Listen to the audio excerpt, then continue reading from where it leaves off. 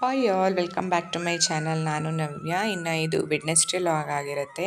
ಇನ್ನು ವೆಡ್ನೆಸ್ಡೇ ಮಾರ್ನಿಂಗ್ಗೆ ನಾನು ಬ್ರೇಕ್ಫಾಸ್ಟ್ಗೆ ಪಲಾವ್ ಮಾಡಿದ್ದೆ. ಅದೆಲ್ಲ ಆದಮೇಲೆ ಮಕ್ಕಳನ್ನೆಲ್ಲ ಸ್ಕೂಲಿಗೆ ಕಳಿಸಿ ನನ್ನ ಕೆಲಸ ಎಲ್ಲ ಮುಗಿಸ್ಕೊಂಡು ಈವ್ನಿಂಗ್ಗೆ ಮಲ್ಟಿಗ್ರೇನ್ ದೋಸೆ ಮಾಡೋಣ ಅಂತ ಹೇಳಿ ಅದಕ್ಕೆ ಅಂತ ಹೆಸರು ಕಾಳು ಪ್ರಮಾಣ ಸ್ವಲ್ಪ ಜಾಸ್ತಿ, ಹಾಗೆ ತೊಗರಿಬೇಳೆ, ಕಡಲೆಬೇಳೆ, ಉದ್ದಿನಬೇಳೆ, ಮಸೂರು ಬೇಳೆ, ಸ್ವಲ್ಪ ಮೆಂತೆ, 2-3 ಸ್ಪೂನ್ ಆಗುವಷ್ಟು ಅಕ್ಕಿ, ಇಷ್ಟನ್ನು ಹಾಕಿ ನೀಟಾಗಿ ವಾಶ್ ಮಾಡಿಕೊಂಡು ಅದನ್ನು ನೀರಲ್ಲಿ ನೆನೆಯೋದಕ್ಕೆ ಬಿಟ್ಟಿದ್ದೀನಿ. ಇದು ಆಲ್ಮೋಸ್ಟ್ ನಿಮಗೆ 6 to 8 ಅವರ್ಸ್ ಆದ್ರೂ ಕೂಡ ಇದು ನೆನಿಬೇಕು, ಆವಾಗ ಚೆನ್ನಾಗಾಗುತ್ತೆ.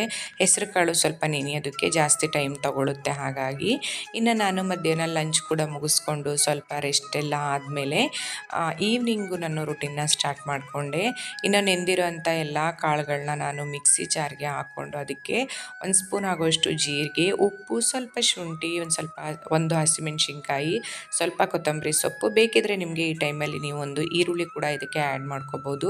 ಇದಿಷ್ಟನ್ನು ಹಾಕಿ ನುಣ್ಣಗೆ ನಾವು ರುಬ್ಬಿ ಸೈಡಿಗೆ ಎತ್ತಿಟ್ಕೋಬೇಕಾಗುತ್ತೆ. ಇನ್ನು ಮಲ್ಟಿಗ್ರೇನ್ ದೋಸೆ ತುಂಬ ಆರೋಗ್ಯಕ್ಕೆ ಒಳ್ಳೆಯದು, ಮಕ್ಕಳಿಗಂತೂ ತುಂಬಾ ಒಳ್ಳೆಯದು. ಇನ್ನು ಈವ್ನಿಂಗು ನಮಗೆ ಡಿನ್ನರ್ಗೆಲ್ಲ ಇದು ತುಂಬ ಲೈಟ್ ಆಗಿರುತ್ತೆ, ಹಾಗೆ ಹೆಲ್ದಿ ಕೂಡ ಅಂತಲೇ ಹೇಳ್ಬೋದು. ಇನ್ನು ಇದಕ್ಕೆ ಕಾಂಬಿನೇಷನ್ ಆಗಿ ನಾನು ಬಿಳಿ ಸೋರೆಕಾಯಿ ಬರುತ್ತಲ್ವ, ಅದರದ ಪಲ್ಯ ಕೂಡ ಮಾಡಿಕೊಂಡೆ.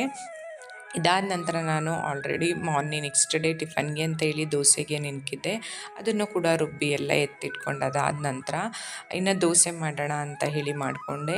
ಇನ್ನು ಈ ಹೆಸರು ಕಾಳು ದೋಸೆ ಅಥವಾ ಮಲ್ಟಿಗ್ರೇನ್ ದೋಸೆನ ನಾವು ಆದಷ್ಟು ಕಾದಿರೋ ತವದ ಮೇಲೆ ಹಾಕಿ ತೆಳುವಾಗಿ ಹರಡ್ಕೋಬೇಕು. ದಪ್ಪ ಮಾಡಿದ್ರೆ ಅಷ್ಟು ಟೇಸ್ಟಿಯಾಗಿ ಬರಲ್ಲ, ಕ್ರಿಸ್ಪಿನೆಸ್ ಸ್ವಲ್ಪ ಕಮ್ಮಿ ಇರುತ್ತೆ.